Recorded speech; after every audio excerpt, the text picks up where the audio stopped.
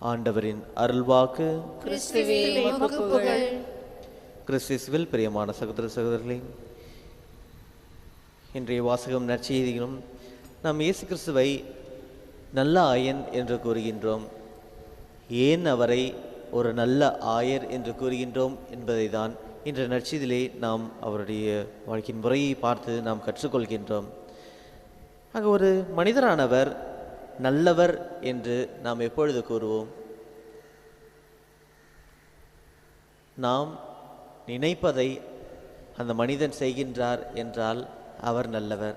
நம்முடைய எதிர்பார்ப்புகளை அவர் செய்து முடிக்கின்றார் என்றால் அவர் நல்லவர். நான் சொல்வதையெல்லாம் அவர் கேட்கின்றார் என்றால் அப்பொழுது அவர் நல்லவர்.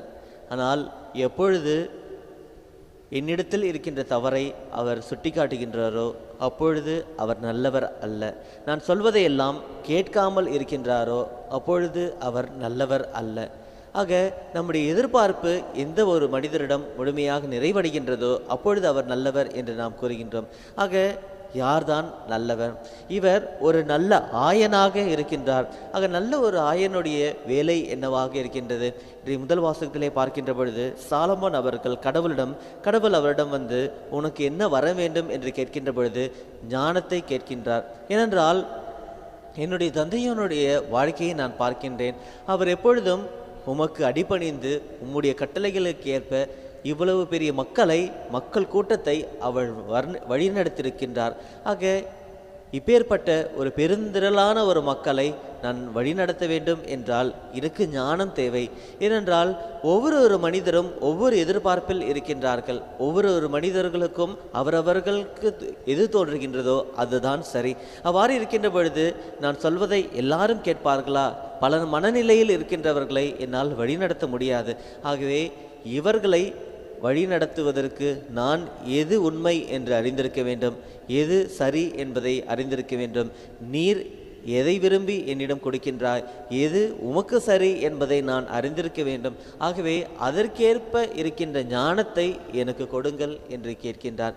இன்றைய நற்செய்தியை நாம் பார்க்கின்ற பொழுது இந்த திருத்தூதர்கள் எல்லோருமே இயேசுவிடம் திரும்பி வருகின்றார்கள். 12 சீடர்களையும் 2 பேராக எல்லா ஊர்களுக்கும் அனுப்புகின்ற ஒரு நற்செய்தியை நாம் இந்த வாரம் முழுவதும் பார்த்து கொண்டிருக்கின்றோம். ஆக அவ்வாறு செல்கின்ற இந்த சீடரானவர்கள் தங்களிடத்தில் இருக்கின்ற எந்த ஒரு நலன்களையும் தம்மால் ஏற்படுத்தி கொள்கின்ற எந்த ஒரு சக்தியையும் மேற்கொண்டு அவர்கள் செல்லவில்லை. மாறாக முற்றிலும் இறைவனுடைய மீது இருக்கின்ற நம்பிக்கையை கொண்டு இறைவன் எங்களை பார்த்து கொள்வார் என்ற நம்பிக்கையில் அவர்கள் ஊராக செல்கின்றார்கள். இயேசு கிறிஸ்து கொடுத்த கட்டளைகளை அவர்கள் நிறைவேற்றுகின்றார்கள். ஆக ஒரு மனிதரானவர் இயேசுவை குறித்து எல்லாருமே அறிந்திருக்கின்றார்கள். ஆனால் இயேசுவோடு இருக்கின்ற சீடர்கள் அவர்கள் அறிந்திருப்பாரா? அவ்வாறு இருப்பினும் அவர்கள் செல்கின்ற பொழுது மக்கள் அவர்களை ஏற்றுக்கொண்டார்கள்.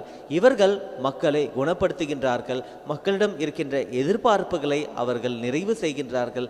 ஆக தங்களுடைய வாழ்க்கையில் ஒரு அனுபவத்தை பெற்ற மனிதர்களாக இயேசுவிடம் திரும்பி வருகின்றார்கள். அவ்வாறு திரும்பி வருகின்ற பொழுது இவர்கள் தங்களுடைய வாழ்க்கையில் நடந்ததையெல்லாம் இயேசு கூறுகின்ற பொழுது இயேசு என்ன சொல்கின்றார் என்றால், பாலை நிலத்தில் ஒரு தனிமையான இடத்திற்கு நீங்கள் செல்லுங்கள். ஆக அவர்கள் வந்து சொல்கின்ற பொழுதும் அவர் எல்லாவற்றையும் கேட்டுக்கொண்டு அவர்களை பாராட்டுகின்றாரா என்றால் கிடையாது. நாம் நற்செய்தியிலே பார்ப்போம், அவர்கள் வந்து பேசுகின்ற பொழுது நீங்கள் செய்ததை குறித்து ஆண்டவரே நாங்கள் உமது பெயரால் நாங்கள் தீய சக்திகளை ஓட்டினோம், பேய்கள் கூட எங்களுடைய வார்த்தைக்கு அடிபடுகின்றன என்று கேட்கின்ற பொழுது நீங்கள் இவ்வளவு வல்லவ செயல்களை செய்வதை குறித்து நீங்கள் மகிழ்ச்சி அடையாதீர்கள். மாறாக உங்களுடைய பெயர் விண்ணகத்தில் எழுதப்பட்டிருக்கின்றது என்பதை குறித்து மகிழ்ச்சி அடையுங்கள் என்று கூறுவார்கள். இயேசு கிறிஸ்து கூறுவார். ஆக இவர்கள் எல்லோரும் திரும்பி வந்து தம்முடைய அனுபவத்தை கூறுகின்ற பொழுது இயேசு என்ன செய்கின்றார்? இவற்றை எல்லாம் குறித்து மகிழ்ச்சி அடைந்து அவர்களை பாராட்டுகிறாரா என்றால் கிடையாது. மாறாக ஒரு தனிமையான இடத்திற்கு நீங்கள் செல்லுங்கள் என்று அவர்களை அனுப்பி வைப்பார். காரணம் என்னவென்றால், இறைவன் என்னிடத்தில் செயல்படுகின்ற பொழுது நான் அதை குறித்து மகிழ்ச்சி அடையவும் பாராட்டுவதும் விட அவரோடு தனித்திருப்பது மிக முக்கியமாக இருக்கின்றது. இன்றைய உலகில் நாம் பல சத்தங்களுக்கு மத்தியில் வாழ்ந்து கொண்டிருக்கின்றோம். த நாய்ஸ் பொல்யூஷன் என்று கூறுவார்கள். அதே போல இன்று என்னுடைய மனதில் இன்று சற்று நான் ஒரு நிமிடம் அமைதியாக இருக்கின்ற பொழுதும் எத்தனை நினைவுகள் என்னுடைய நினைவுக்கு வருகின்றன. என்னுடைய வாழ்க்கையின் முறையே என்னுடைய நினைவுக்கு வருகின்றன. என்னுடைய கஷ்டங்கள், என்னுடைய துன்பங்கள், என்னுடைய பலவீனங்கள், ஆக அடுத்து என்ன நடக்கப் போகின்றது, அடுத்து நாம் என்ன செய்ய போகின்றோம் என்ற பல நினைவுகள் நம்மிடத்தில் வருகின்றன. ஆனால் இயேசு கிறிஸ்து என்ன சொல்கின்றார் என்றால், தனிமையாக இருந்து தனிமையான ஒரு இடத்திற்கு செல்லுங்கள். ஆக உங்களுடைய மனங்களை அமைதிப்படுத்துங்கள். உங்களுடைய இறைவனானவன் உங்களை வழிநடத்துகின்றார் என்றால் அந்த வழிநடத்தலை குறித்து நீங்கள் சிந்தியுங்கள், அவற்றிற்காக மகிழ்ச்சி அடையுங்கள். ஆக இன்று நாம் பல சத்தங்களுக்கு மத்தியில் வாழ்ந்து கொண்டிருக்கின்ற பொழுது ஒரு நிமிடம் அமைதியாக இறைவன் என்னை எவ்வாறு வழிநடத்துகின்றார், இறைவன் என்னில் எவ்வாறு செயல்படுத்துகின்றார் என்பதை நாம் இறைவனோடு தனிமையில் அவற்றை நாம் மகிழ்ச்சி அடைகின்றோமா, அவற்றை நாம் சுவைத்து பார்க்கின்றோமா என்பதை நாம் சிந்தித்து பார்க்க வேண்டும். ஆனால் இயேசு கிறிஸ்து அவ்வாறு அனுப்புவதற்கு காரணம், அங்கு மக்கள்கள் வருவதும் போவதுமாக இருக்கின்ற பொழுது எல்லா மக்களையும் இயேசு கிறிஸ்து இந்த சீடர்களை அனுப்பிவிட்டு அவர் ஓய்வு எடுத்தாரா என்றால் கிடையாது. அவரும் சென்று பணி செய்தார். ஆக அவ்வாறு பணி செய்கின்ற பொழுது இயேசு கிறிஸ்துவை பார்ப்பதற்கும் அவரிடத்தில் இருக்கின்ற செய்திகளை, இறை அனுபவத்தை பெறுவதற்கும் மக்கள் அதிக கூட்டமாக வருவதை கண்டு இந்த மக்கள் என்பவர்கள் எப்பொழுதும் இறைவனுக்காகவும் இறை அனுபவத்திற்காகவும் எந்த அளவுக்கு அவர்கள் ஏக்கமுடன் இருக்கின்றார்கள், எந்த அளவுக்கு இறைவனை குறித்து அவர்கள் மகிழ்ச்சி அடைகின்றார்கள் என்பதற்காக அவர் தொடர்ந்து உழைக்கின்ற மனிதராக இருக்கின்றார். ஆக ஒரு மனிதனானவன் எப்பொழுதும் இறை அனுபவம் பெறவும் இறைவனுக்காக உழைக்கவும் செல்கின்ற பொழுது அந்த ஒரு மனிதன் பிறரை வழிநடத்துகின்ற ஒரு மனிதனாக மாறுகின்றார். அவர்தான் நல்ல ஆயனாக மாறுகின்றார். ஏனென்றால் எப்பொழுதும் இறை திட்டத்தை செயல்படுத்துவர்களாக மாறுகின்றார்கள்.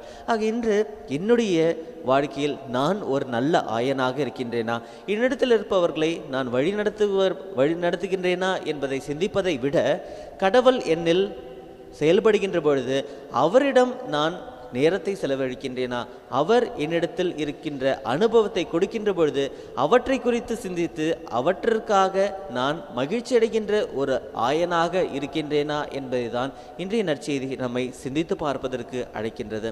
ஆகவே இறை அனுபவம் என்பது அனுதினமும் நாம் பெற்றுக்கொண்டுதான் இருக்கின்றோம். ஆனால் அவற்றை நாம் சிந்தித்து சுவைப்பவர்களாக இருக்கின்றோமா என்பதை சிந்தித்து பார்த்து இறை அனுபவத்தை சுவைக்கின்றவர்களாகவும் இறை அனுபவத்தை நம்முடைய வாழ்க்கையில் நாம் செயல்படுத்துகின்ற ஒரு ஆயனாக மாற இத்திருப்பலிலே நாம் தொடர்ந்து மன்றாடுவோம்.